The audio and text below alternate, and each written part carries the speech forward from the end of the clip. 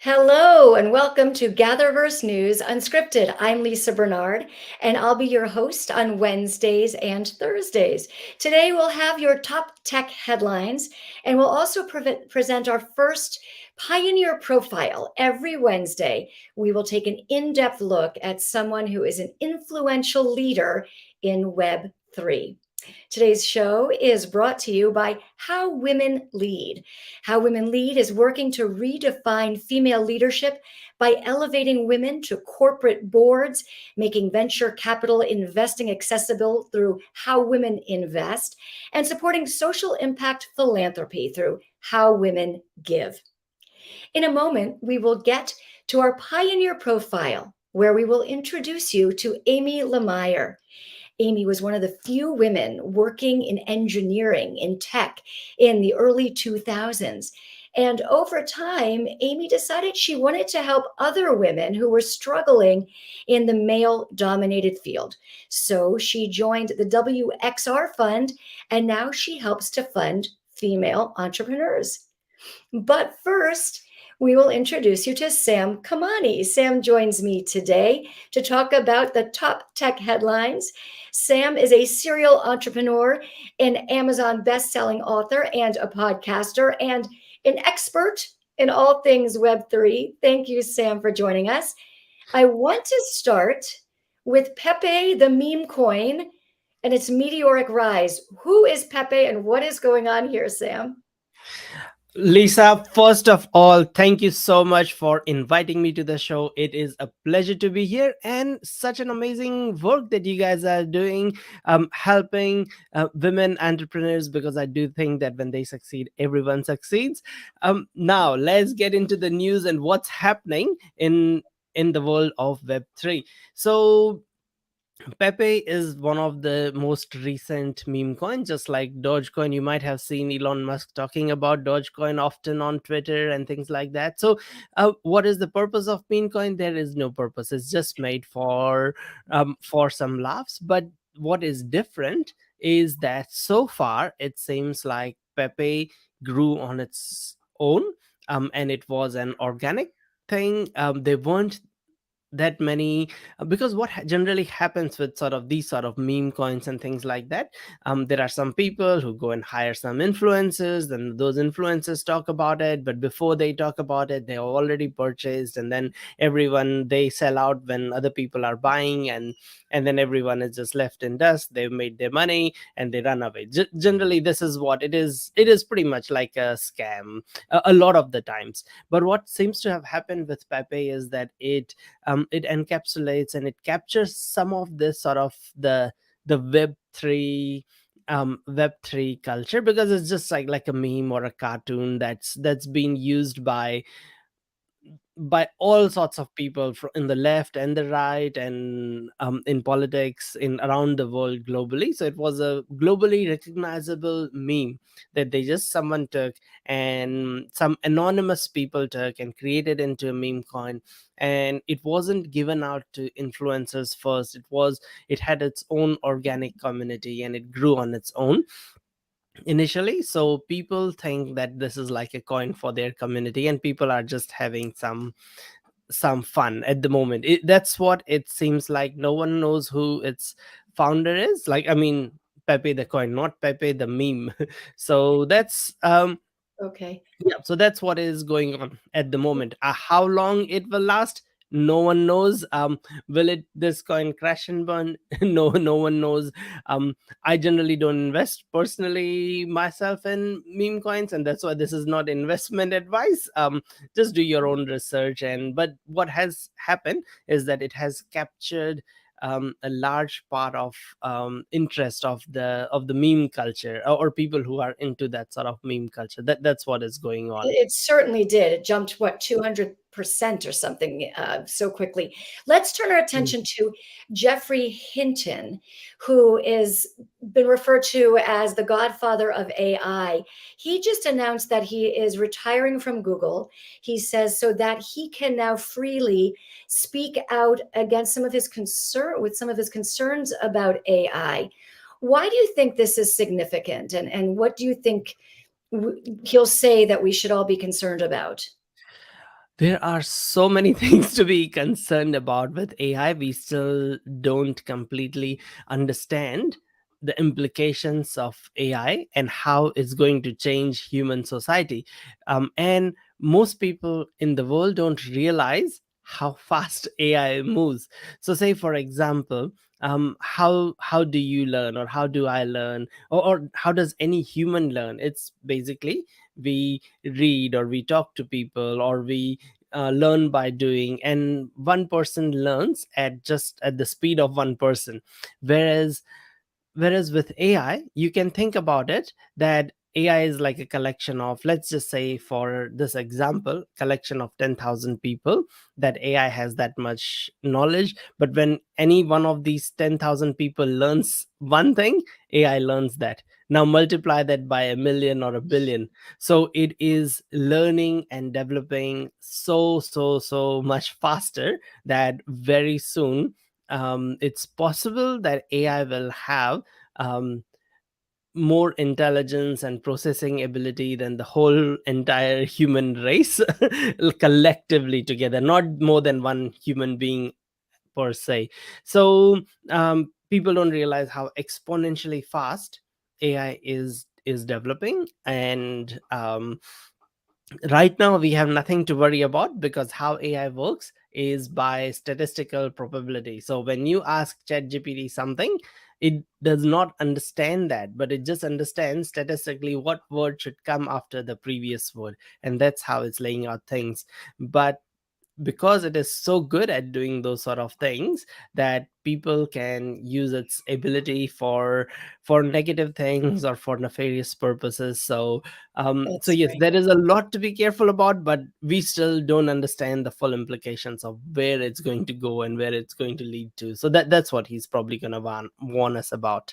Well, yes, thank you. I'm sure that he will, in the coming weeks, be asked more and more questions about it. And perhaps it's comforting to have such an expert who is on top of it and is is asking for some caution. Sam, thank you so much. Thank you so much for being with us, and hope to see you soon.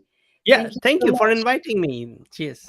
Okay, our pleasure. And now let's turn to our pioneer profile.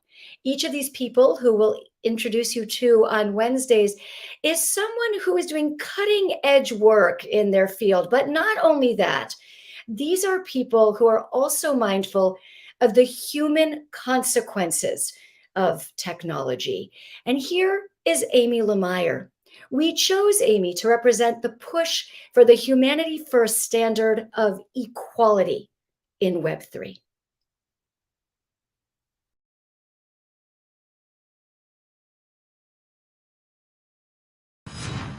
We are speaking with Amy LaMeyer for GatherVerse News. Amy is a managing partner in the WXR Fund. Her fund invests in what she calls the two greatest opportunities of our time, the next wave of computing and female entrepreneurs. Amy, to start, tell us about your early career and what it was like to be a woman in tech in the early 2000s. I started at a company called Akamai Technologies. So that company helped to build and scale the internet. And at the time, it was this new way of connecting people and sharing information. Amazingly inspiring. But definitely very few women in the space. And if they were in positions in HR or marketing or finance. I was in engineering. You know, the only female in the room kind of frequent moments. What I experienced then is why I do what I do today, which is to be that beacon, be that example, be that inspiration for women that think that they want to do something like what I've done in my career. There was a moment where you tried a new piece of technology that changed your life and got you to where you are now. Tell us about that. For sure. So I worked for Akamai for a very long time, 16 years. And for most of that time, I was doing corporate development, mergers and acquisitions. We were at CES, which is one of the major computing technology expos in the United States, probably in the world. And we were doing diligence on a cybersecurity company. Cybersecurity was very hot. It's still very important, but you're fighting an enemy. And why I joined Akamai was to to help people communicate together, right? How does that happen? So I saw virtual reality headsets. It was the 2016, the Rift and the Vive had just come out, and I thought, that's it. Like, it's early, but that's the next wave of computing. That's the way that we're going to communicate with each other. That's what's going to transform businesses. This concept of a more fluid digital and physical experience that has immersion and presence and empathy built in. And you then took your interest in that and your interest in mentoring women to your next step. So at about the same time, WXR, which stands for Women in XR, it was a movement that was created by 3 women, and they ultimately created an accelerator to enable women that were starting companies in XR to support them in their growth.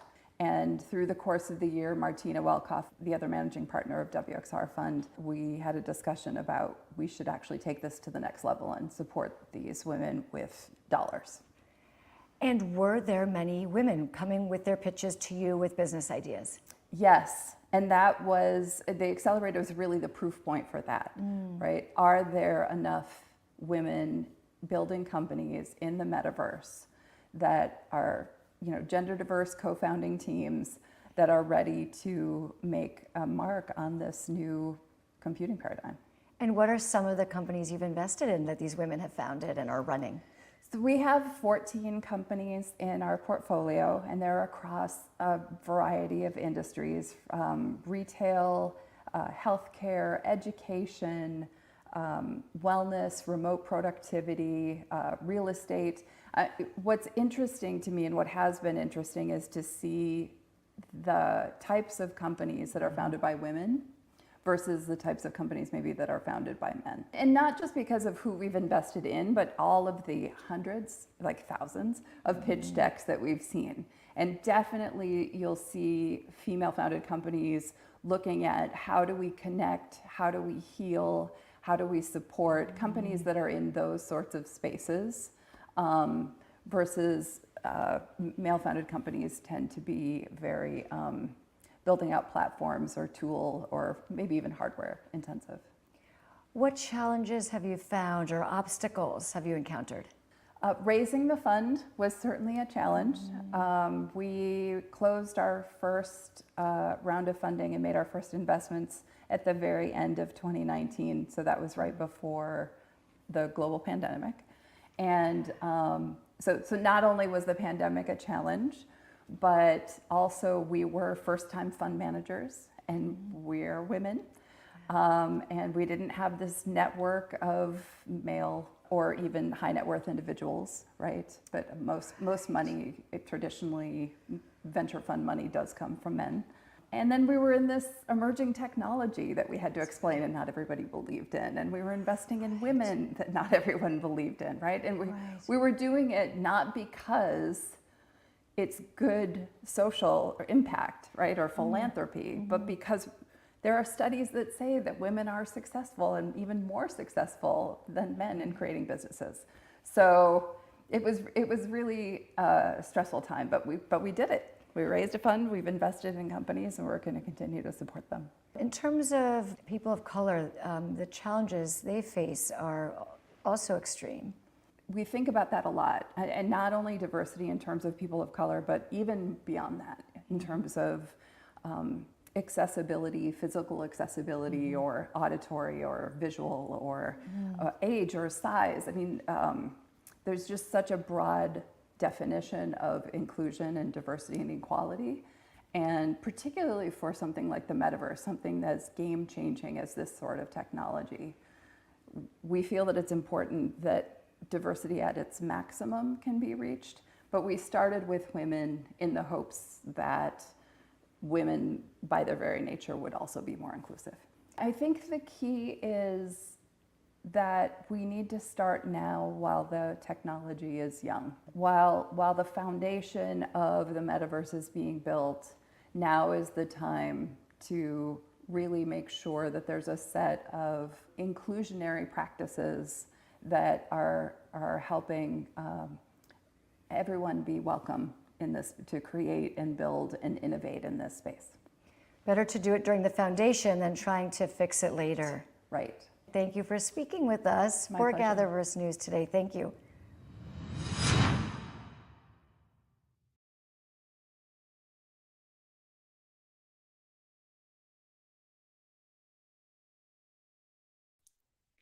And that was Amy LaMeyer with the WXR Fund. We'd like to build out our reporting by learning about the things you're interested in. Please share your story ideas with us. We'll drop a link in the comments section of the live feed, and also you can find a place to share with us on the gatherverse.org/news page. Tell us what you'd like us to explore on your behalf. On tomorrow's show, I will be speaking with Sandy Carter, who is the COO of Unstoppable Domains. Sandy will join us to explain what we need to know about our digital identity, and she'll help us to demystify Web3 and help explain to us some of the terminology that you might come across. So that's tomorrow. Thank you again to today's sponsor for our show, How Women Lead, along with their sister organization, How Women Invest. How Women Lead is working to change the landscape for women leaders and investors. Women are done waiting for a seat at the table of power and influence. Through the New Table campaign, How Women Lead is inviting 10,000 female leaders to take their seat, commit to invest in venture capital, support women-founded companies, and disrupt the venture capital landscape. We would also like to thank the lead ambassador for the New Table campaign and the first investor in the How Women Invest Fund, Lara Setti. If you'd like to sponsor us yourself in the future, please get in touch through the GatherVerse News sponsorship page. And that is it for today. Thank you so much for joining us. I hope I'll see you again tomorrow right here at the exact same time, which is 12 noon Pacific Standard Time. Thank you. Have a great day.